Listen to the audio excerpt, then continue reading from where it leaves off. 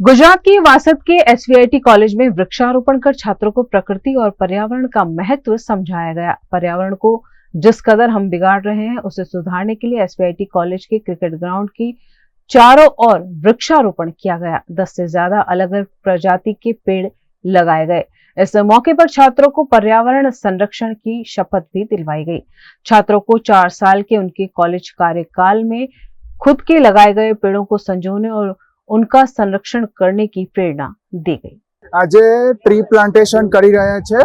અમે આજે શપથ લઈએ છીએ કે 4 વર્ષ લગીને આ ટ્રી અમે અમારી રીતે દેખભાળ કરીશું અને બીજાને પણ એવું જ કહીશું કે તમે જેમ ઘરે જેવું એક એસી લગાવો તેમ 2-2, 3-3 ઝાડ પણ રોપવા। આજે એસવીઆઈટી ના આંગણમાં ટ્રી પ્લાન્ટેશનનો પ્રોગ્રામ રાખેલો એનએસએસ ના છોકરાઓ દ્વારા અને મેનેજમેન્ટ અને ફેકલ્ટી દ્વારા આજે 100 ઉપર છોડવાઓ લીમડાના રોપવામાં આવ્યા છે।